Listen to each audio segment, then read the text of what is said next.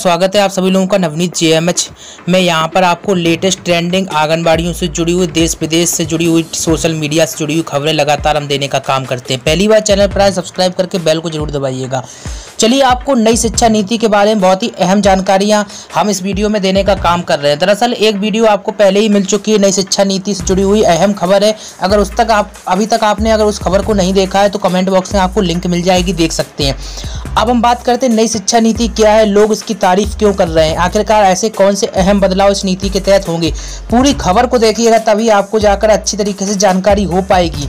और इस खबर में हमने आपको जो भी छूटा हुआ था वो सब कुछ कवर करने का प्रयास किया है और उम्मीद करते हैं कि आपको सभी जानकारियां पसंद आने वाली हैं। तो लाइक जरूर करके जाइएगा।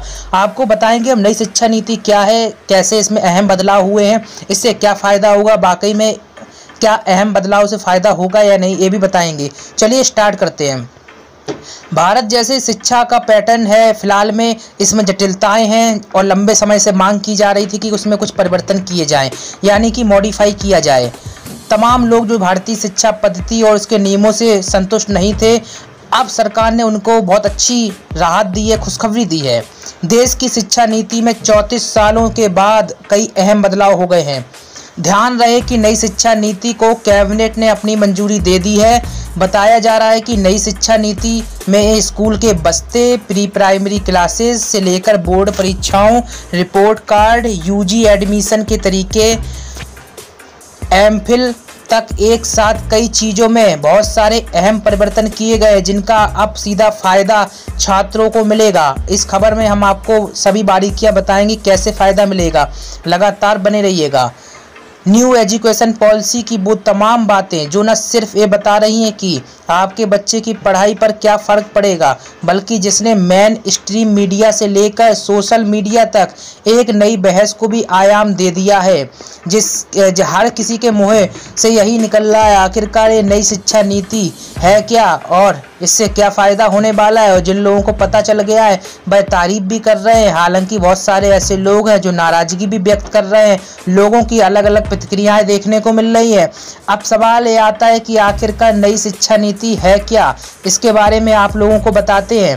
नई शिक्षा नीति पर जिस बात को लेकर सबसे ज़्यादा बहस हो रही वो ये है कि अब इसके दायरे में स्कूली शिक्षा, उच्च शिक्षा के साथ ही एग्रीकल्चर, चिकित्सा शिक्षा और टेक्निकल एजुकेशन को भी जोड़ दिया गया है। आप लोगों की जानकारी के लिए बता दूं, यहाँ पर ये सभी शिक्षाएं अलग स्तर से कॉलेज से होती थी, लेकिन अब इनको सभी को एक ही साथ कर दिया गया है। आजकल पढ़ाई के बाद छात्रों को नौकरी हासिल करने में खासी दुश्वारियों का सामना करना पड़ता है और इसलिए यही माना जा रहा है कि इस नई शिक्षा नीति से ये संकट दूर होगा और छात्रों को रोजगार मिलने में भी आसानी होगी।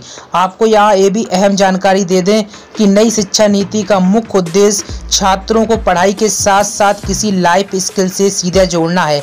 आपको जानकारी होगी कि सरकारी नौकरी उतनी ज़्यादा नहीं है। लगातार प्रदेश सरकार हो या फिर देश में बैठी केंद्र सरकार हो, कहती रही है कि सभी को सरकारी नौकरी दे पाना मुमकिन नहीं है। इसी कारण से स्किल को बढ़ावा दे रही है सरकार और विभिन्न क्षेत्रों में रोजगार देने का काम कर रही है, लेकिन युवाओं के अंदर कौशल की कमी को देखते हुए ट्रेनिंग प्रोग्राम भी चलाए जाने की बात इस शिक्षा नीति में की गई है। और भी अहम जानकारियां हैं, लगातार आप लोग बने रहिएगा ताकि आपको प्रत्येक अहम जानकारियों से रूबरू हो सकें। अब आपको बताते को करिकुलम एक्टिविटीज बनेगी मेन सिलेबस का हिस्सा। आखिरकार इसका मतलब क्या हुआ? इस बात में कोई शक नहीं है कि गणित, विज्ञान, इतिहास, भूगोल, अंग्रेजी, हिंदी जैसे विषय एक समय के बाद बोझिल हो जाते हैं। शायद यही वो कारण है जिसके चलते पूर्व की शिक्षा नीति में आर्ट, म्यूजिक, स्पोर्ट्स, योग को सहायक पाठ्यक्रम यानी कि को करिकुलम में डाला गया था, क्योंकि नई शिक्षा नीति में सारा जोर छात्रों में लाइफ स्किल के लिए डाला गया है। तो अब ये सभी विषय मेन सिलेबस का हिस्सा होंगे और इन्हें एक्स्ट्रा करिकुलम नहीं कहा जाएगा। तो बहुत ही अहम जानकारी है जो आप लोगों को अभी हमने दी है। ये सभी विषय होंगे, इनको अतिरिक्त तौर पर विषय नहीं जोड़ा जाएगा, यानी अतिरिक्त विषय नहीं माना जाएगा।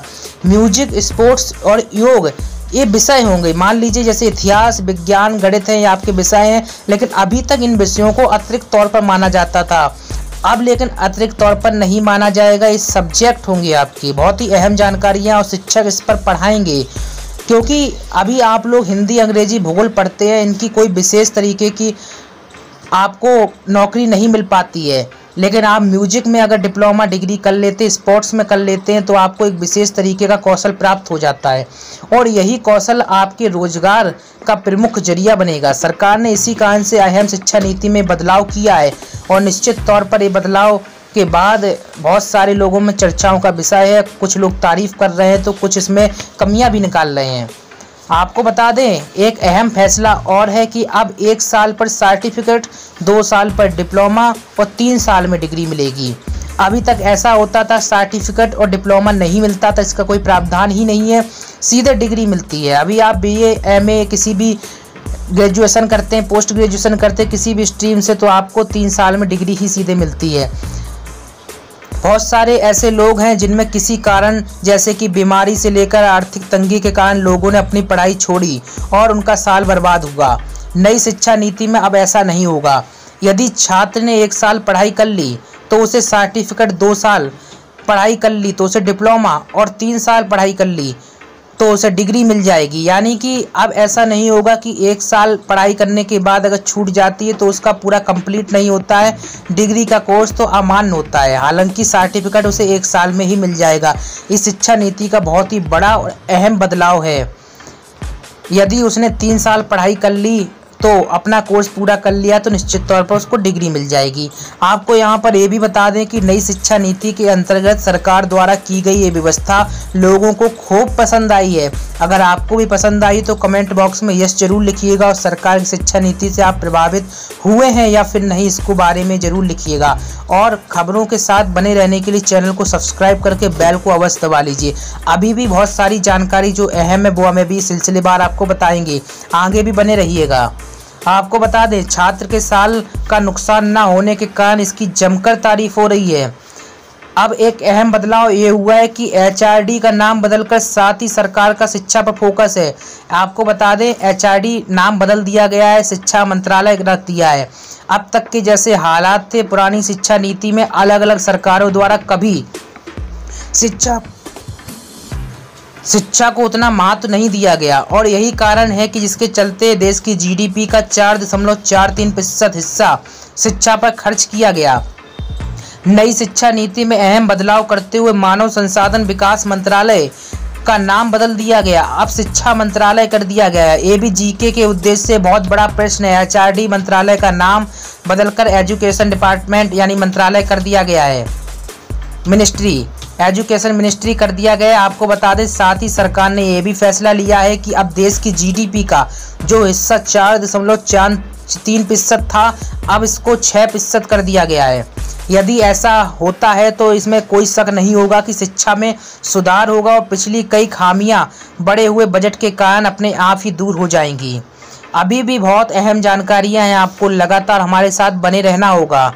अच्छी शिक्षा के लिए अच्छे टीचर्स भी जरूरी हैं। जी हाँ, अब चूंकि पुरानी शिक्षा पद्धति को बदलकर उसे नया किया गया तो लोग इसलिए भी खुश हैं कि अब आगे क्वालिटी एजुकेशन के लिए टीचर्स की ट्रेनिंग पर विशेष ध्यान दिया जाएगा। बताया यह जा रहा है कि नई शिक्षा नीति में शिक्षक प्रशिक्षण और सभी शिक्षा कार्यक्रमों को विश्वविद्यालय या कॉलेजों के स्तर पर शामिल करने की सिफारिश की गई है। अगली जो बड़ी और अहम जानकारी है, जल्दी सरकार लाएगी न्यू नेशनल करिकुलम फ्रेमवर्क। अब ये क्या है? बताया जा रहा है कि नई शिक्षा नीति के तहत सरकार न्यू नेशनल फ्रेमवर्क तैयार करेगी और इसके अंतर्गत ECE स्कूल टीचर्स और एडल्ट एजुकेशन को जोड़ा जाएगा। बोर्ड एग्जाम को अलग अलग खंडों में बांटा जाएगा। अब बोर्ड परीक्षाएं 2 बार होंगी और यदि बोर्ड चाहे तो परीक्षाएं 3 बार भी हो सकती हैं। साथ ही अगर स्टूडेंट्स ने कोई स्किल सीख ली है तो उसे भी मार्क्स फाइनल रिपोर्ट में जोड़कर माने जाएंगे। अब आगे रिपोर्ट कार्ड का कोई प्रावधान नहीं होगा। अब आगे रिपोर्ट कार्ड का कोई प्रावधान होगा, ये जानकारी निकल कर आ रही है। तो निश्चित तौर पर ये भी जो जानकारी है काफ़ी अहम है। बोर्ड परीक्षाएं 2 बार होंगी और यदि बोर्ड चाहे तो परीक्षाएं 3 बार भी ले सकता है। अगली जो अहम जानकारी है, हायर एजुकेशन में होगा CET का प्रावधान। अब ये क्या है? नई राष्ट्रीय शिक्षा नीति 2020 में राष्ट्रीय परीक्षा एजेंसी द्वारा उच्च शिक्षा संस्थानों में प्रवेश के लिए कॉमन एंट्रेंस एग्जाम का ऑफर दिया जाएगा। नई राष्ट्रीय शिक्षा नीति यानी कि NEP के अनुसार नेशनल टेस्टिंग एजेंसी यानी कि नेशनल एजुकेशन पॉलिसी NEP को अब देश भर के विश्वविद्यालयों में प्रवेश के लिए प्रवेश परीक्षा आयोजित करने के लिए एडिशनल चार्ज दिया जाएगा, जिसमें वह हायर एजुकेशन के लिए आम यानी कि कॉमन एंट्रेंस परीक्षा का आयोजन कर सकते हैं। अब यहाँ पर आपको ये भी बता दें कि NTA पहले से ही all India engineering entrance exam, JEE main, medical प्रवेश परीक्षा, नीट, GC नेट, दिल्ली विश्वविद्यालय DET, जवाहरलाल नेहरू विश्वविद्यालय JNEE जैसे केंद्रीय विश्वविद्यालयों में प्रवेश के लिए प्रवेश परीक्षा आयोजित की जाती है। तो अभी भी जानकारी ख़त्म नहीं हुई है। आपके उद्देश्य, आपकी जानकारी के लिए हम बता दें, अब शिक्षा नीति बदलेगी। सरकार के इस फैसले के बाद एक बड़ा वर्ग AO सामने आया है, जिसका मानना है कि इसके बाद भारतीय शिक्षा व्यवस्था पूरी तरीके से बदल जाएगी और मामूली कोर्स करने पर भी छात्रों को नौकरी मिल जाएगी। अब यहाँ पर यह स्पष्ट नहीं है कि छात्रों को नौकरी प्राइवेट या सरकारी। सरकार का मकसद ही यही रहा है कि प्राइवेटीकरण को बढ़ावा दे रही है, तो निश्चित तौर पर प्राइवेटीकरण को नौकरी, अभी जो युवा है उसके अंदर कौशल नहीं होता है, कौशल ना हो पाने के कारण उसको नौकरी प्राइवेट भी नहीं मिल पाती है। सरकार का उद्देश्य है कि सरकारी नौकरियां सीमित हैं और छात्र छात्राओं को पढ़ाई करने के बाद किसी भी तरीके से प्राइवेट नौकरियां भी मिल जाएं। इसी को लेकर योग, म्यूजिक जैसे अन्य जो विषय हैं इनको भी जोड़ा गया है, ताकि छोटे से ही कौशल विकास को भी जोड़ा गया है। आपको हम यहाँ ये भी बता दें, ताकि छोटे से ही जो छात्र छात्राएं उनको नॉलेज हो सके और किसी विशेष क्षेत्र में अगर उनका आकर्षण है तो उस क्षेत्र में उनको प्राइवेट के तौर पर नौकरियां हासिल हो सकें, जिससे कि सरकारी नौकरी के चक्कर में जो युवाओं की उम्र बीत जाती है उस उम्र पर विराम लग सके और निश्चित तौर पर छात्रों का कल्याण हो सके। इसी कारण से नई शिक्षा नीति को डेवलप किया गया है। बहरहाल अब सबकी नई शिक्षा नीति आ गई है और पुरानी चीज़ों में कई अहम बदलाव कर दिए गए हैं। तो सरकार द्वारा जनता को फ़ायदा पहुँचाने के उद्देश्य से लागू की गई इस व्यवस्था का कितना फ़ायदा होता है फैसला वक्त करेगा, मगर जैसी सूरत वर्तमान की है लोगों को बड़ी राहत मिली है। कहा जा रहा है कि यदि ये सही तरीके से लागू हो गई तो इसका फ़ायदा भारत को भविष्य में देखने को मिलेगा, तब इसकी बदौलत कहीं ज़्यादा समृद्ध और कहीं अधिक मजबूत भी होगा। आपको हमने बहुत ही अहम जानकारियाँ दी हैं। आपका क्या कहना है इस नई शिक्षा नीति के फैसले को लेकर? सरकार ने फैसला अच्छा किया है बुरा? कमेंट में यस या नो में हमें जवाब जरूर दीजिएगा और ज़्यादा अपडेट के लिए इस चैनल के साथ बने रहिएगा। सब्सक्राइब करके बेल को दबाइए। नमस्कार।